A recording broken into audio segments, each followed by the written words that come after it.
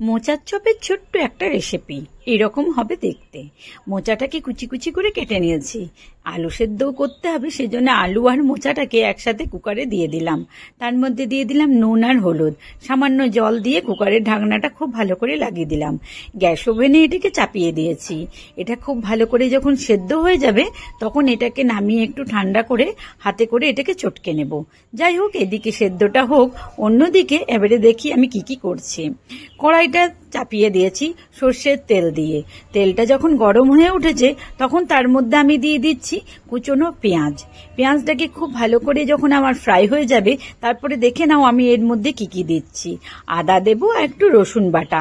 আদা রসুন বাটাটা যখন ছোলা হয়েছিল তখন দেখাতে ভুলে গেছি, সেই জন্য মিক্সিতে গ্রাইন্ড করার পরে তোমাদের দেখালাম।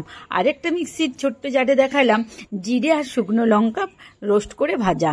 নুন নিয়েছি, হলুদ নিয়েছি, লাল লঙ্কার গুঁড়ো, ধনে গুঁড়ো, জিরে গুঁড়ো, এই সমস্ত ইনগ্রিডিয়েন্টসগুলো এই মশলার মধ্যে পড়বে। যখন দেখলাম যে পেঁয়াজটা খুব ভালো করে ভাজা হয়ে গেছে তখন তার মধ্যে আমি আদা জিরের পেস্টটা দিয়ে দিলাম। যতক্ষণ পর্যন্ত না খুব ভালো করে ভাজা হচ্ছে তারপরে আমি এর মধ্যে দিয়ে দেব লাল লঙ্কার গুঁড়ো, জিরে গুঁড়ো, নুন আর একটু সামান্য লবণ। পরিমাণ হিসেবে তোমরা তোমাদের লবণটা চয়েস করবে এবং তোমাদের বাকি ইনগ্রিডিয়েন্টসগুলো সেইভাবেই চয়েস করবে, যাতে আমার পরিমাণ যেরকম রয়েছে সেই হিসাবেই যাতে কম বেশিটা নেওয়া যায়। আমি মোটামুটি 6-7টা চপের জন্য আমি সমস্ত ব্যাপারটা সেই হিসাবেই সাজিয়ে নিয়েছিলাম। এই দেখো আমার সমস্ত মশলাটা কষানো কমপ্লিট হয়ে গেছে। এরপরে দেখাই আমার মোচাটা খুব ভালো করে সেদ্ধ হয়ে গেছে এবং ঠান্ডা করা হয়ে গেছে। এবার ওটাকে আমি খুব ভালো করে একটা স্মুথ পেস্ট করব এর মধ্যে দিয়ে। দেখো হাতে করে আমি এরপরে দেখতে পাবে ওটাকে আমি চটকে নিচ্ছি। আর এখন আমি কড়াইয়ের মধ্যে মশলাটাকে খুব ভালো করে কষিয়ে নিচ্ছি যাতে এর মধ্যে থেকে কোনো রকম কাঁচা গন্ধ না বেরোয়। যদি পেঁয়াজ রসুনের কাঁচা গন্ধটা বেরোয় তাহলে খেতে এটা ভালো লাগবে না, কারণ মোচার স্বাদটা চলে যাবে। মোচার স্বাদটা খুব ভালো করে আনার জন্য ওটাকে খুব ভালো করে একটু ভাজিয়ে নিতে হবে। এরপরে এই মোচা যেটা সেদ্ধ করেছি সেই হলুদ এবং মোচা আলু সেদ্ধটা খুব ভালো করে আমি একটু হালকা হাতে থেসে নিয়েছি। থেসে নেবার পরে আমি এটা কড়াইয়ের মধ্যে দিয়ে দেব। তারপরে খুব ভালো করে একটা মশলা তৈরি করব চপের।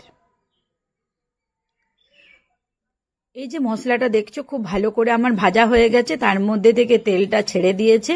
এরপরে আমি এই মোচার আলুটা দিয়ে দেব ওর মধ্যে।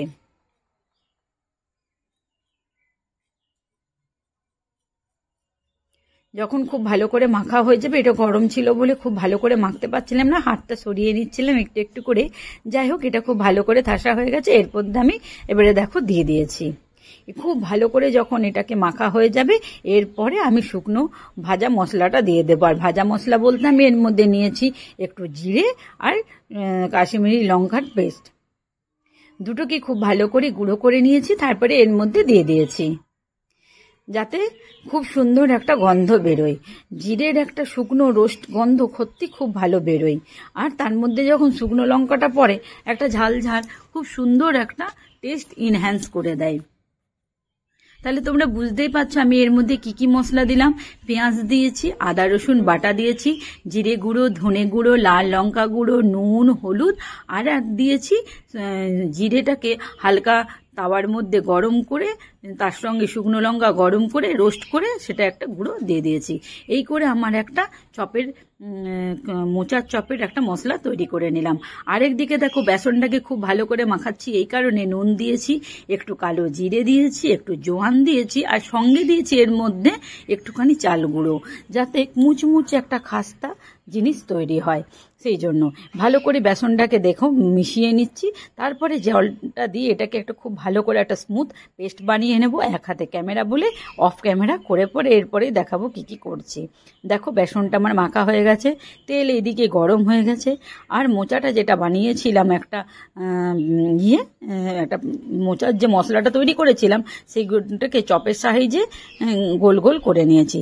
তারপরে বেসনের মধ্যে চুবিয়ে পরে এটাকে তেলের মধ্যে অলরেডি ছেড়ে দিলাম। এইভাবে আস্তে আস্তে সমস্ত বেসনের ব্যাটারটার মধ্যে আস্তে আস্তে মোচার গোল গোল করে চপের মতো সাইজ দিয়ে আস্তে আস্তে আমি চপ বানাতে স্টার্ট করে দেব। অলরেডি দেখতেই পাচ্ছ আমার 4টে চপ ভাজা হয়ে গেছে। এরকম দেখতে হয়েছিল। এটাকে তোমরা এরকম চা দিয়েও স্ন্যাক্স হিসাবেও খেতে পারো, আবার মুড়ি দিয়ে সাজিয়ে গুছিয়ে সেটাও খেতে পারো। আমি 2 রকমভাবেই এটাকে খেয়েছিলাম। মুড়ি দিয়ে সাজিয়েও খেয়েছিলাম যেরকম, সেরকম আবার এরকম চা দিয়েও খাওয়া যায়। আমি মুড়ি দিয়ে খাওয়ারও কিছু ভিডিও এবং ছোট ছোট কিছু ছবিও তুলে সেটা তোমাদের সামনে তুলে ধরলাম। এরকমভাবে মুড়িতেও তোমরা খেতে পারো।